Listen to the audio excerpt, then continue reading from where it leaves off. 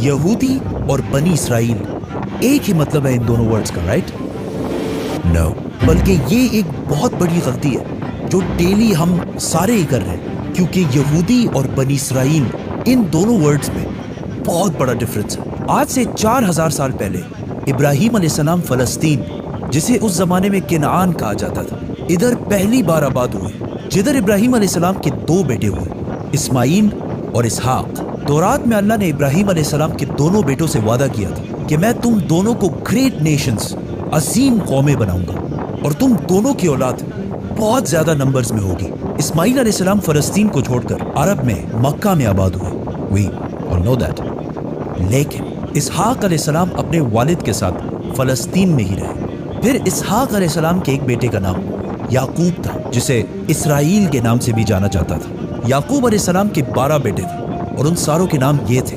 लेकिन याकूब अलैहिस्सलाम इन 12 बेटों में से सबसे ज्यादा मोहब्बत अपने बेटे यूसुफ अलैहिस्सलाम से करते थे, जिसकी वजह से बाकी भाई यूसुफ अलैहिस्सलाम से बहुत जेलस होते थे। फिर आगे जो हुआ वी ऑल नो दैट, और यूसुफ अलैहिस्सलाम मिस्र, इजिप्ट के वजीर आजम बने। और कुछ ही साल बाद हर तरफ कहत आने की वजह से यूसुफ अलैहिस्सलाम ने अपने 12 भाइयों को फलस्तीन से निकालकर अपने साथ इजिप्ट में आबाद कर दिया। आहिस्ता आहिस्ता याकूब अलैहिस्सलाम इसराइल के इन 12 बेटों की औलादें इजिप्ट के हर फील्ड में फ्लरिश होने लगी। बिजनेस, ट्रेड, एग्रीकल्चर, सब में बहुत ताकतवर और स्ट्रांग होने लगी। जिस तरह आज भी यहूदी जिस भी मुल्क में रहते हैं वहाँ की सबसे पावरफुल कम्युनिटी बन जाते हैं। इजिप्ट में बनी इसराइल की ताकत से घबराकर आहिस्ता आहिस्ता फिरौन ने इन पर जुल्म करना शुरू किया और आखिर सारे बनी इसराइल को अपना गुलाम बना दिया। लेकिन 400 साल बाद अल्लाह ने इन्हीं 12 कबीलों में से एक कबीले लेवी की औलाद में से एक को चुना, जिसका नाम था मूसा अलैहिस्सलाम,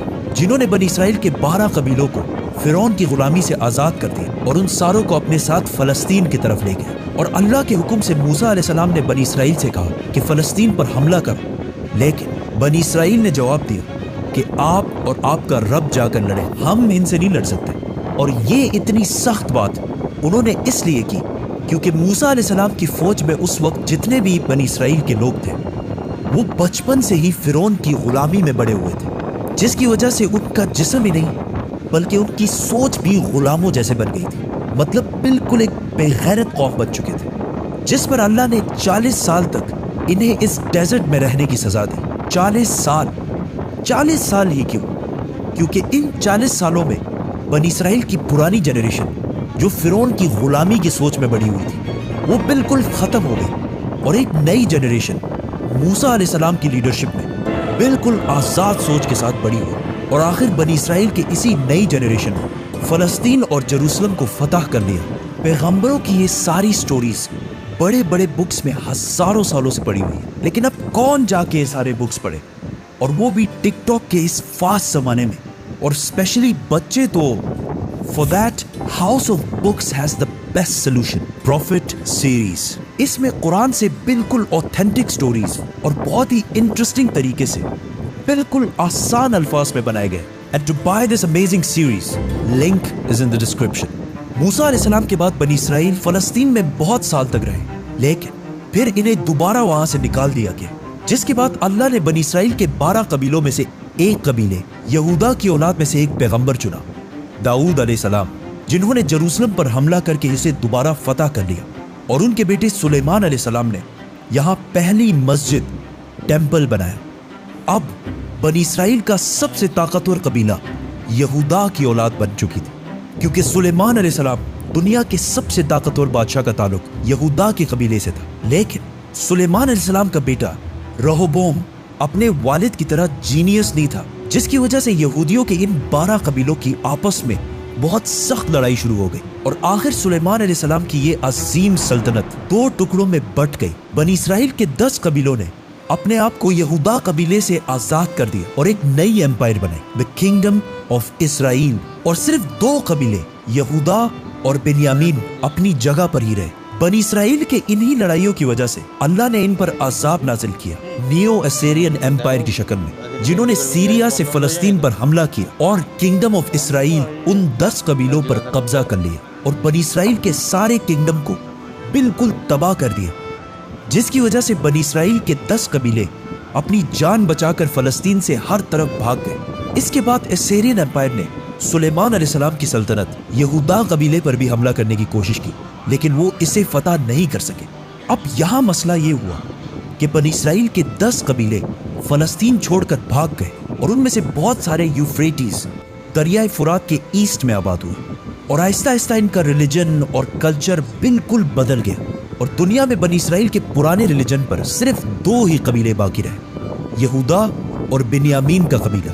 लेकिन इन पर हुकूमत यहूदा कबीले की थी, जिससे इन दोनों कबीलों का नाम यहूदा पड़ा और आज तक इसी यहूदा कबीले की वजह से हम इन सारों को यहूदी कहकर बुलाते हैं और इन्हें यहूदी ही बुलाना चाहिए, क्योंकि आज दुनिया में जितने भी यहूदी हैं ये बनी इसराइल का सिर्फ एक छोटा सा हिस्सा है। सिर्फ 2 कबीलों की औलाद है, बाकी सारे 10 कबीले ये इलाका छोड़कर जा चुके हैं। अब थ्रू आउट द ईयर्स दुनिया में बहुत सारे कबीलों ने यह क्लेम किया कि उनका ताल्लुक बनी इसराइल के उन्हीं 10 कबीलों में से है जो गायब हो चुके हैं। लेकिन दुनिया में एक कौम ऐसी है जिसका क्लेम सबसे भारी है और जिसे बहुत सारे यहूदी भी बनी इसराइल का हिस्सा समझते हैं। पठान। आज से 400 साल पहले पहली बार मुगल सल्तनत के बादशाह जहांगीर के दौर में पहली दफा इस बात का जिक्र हुआ कि पश्तून कबीला असल में बनी इसराइल का हिस्सा है। और यहूदियों के किताबों में भी लिखा है कि बनी इसराइल के 10 कबीलों में से बहुत सारे लोग दरियाए फुरात यूफ्रेटिस के ईस्ट में आबाद हुए। और बहुत सारे यहूदी स्कॉलर्स ये भी मानते हैं कि पख्तून कबीलों का वे ऑफ लाइफ पुख्तूनवली बिल्कुल यहूदियों से मिलता जुलता है, लेकिन ये बात साइंटिफिकली प्रूवन नहीं है। इस पर एक पूरी वीडियो बनाएंगे, तो सब्सक्राइब। बनी इसराइल के 10 कबीले गायब होने के बाद सिर्फ 2 कबीले बाकी रहे और उनकी हुकूमत भी ज्यादा देर नहीं चली, क्योंकि फलस्तीन के पास इराक में एक बहुत बड़ी सल्तनत बन चुकी थी, जिसके बादशाह बख्त नसर ने फलस्तीन पर हमला करके यहूदियों को भी खत्म कर दिया और इन सारे इलाकों को भी तबाह कर दिया और यहाँ से सारे यहूदियों को गुलाम बनाकर अपने कैपिटल ले गया। बख्त नसर ने उस टेम्पल को भी तबाह कर दिया जो सुलेमान अलैहिस्सलाम ने बनाया था। लेकिन इस सब के 70 साल बाद ईरान के एक बहुत ही नेक बादशाह ने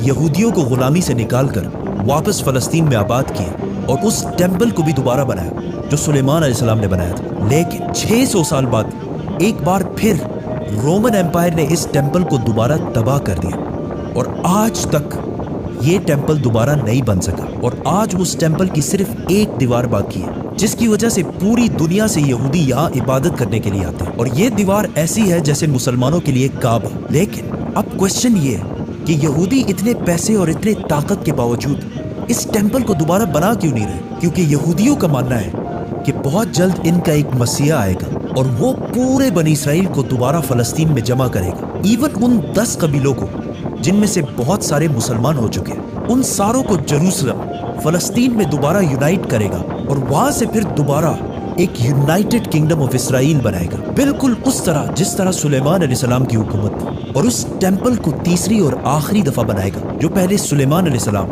और फिर साइरस द ग्रेट ने बनाया था। और इसीलिए आज इतने पैसे और ताकत होने के बावजूद यहूदी उस टेम्पल को दोबारा नहीं बना रहे और उस मसाया और बनी इसराइल के 10 लॉस्ट कबीलों का पिछले 2000 साल से इंतजार कर रहे हैं। House of books, link in the description.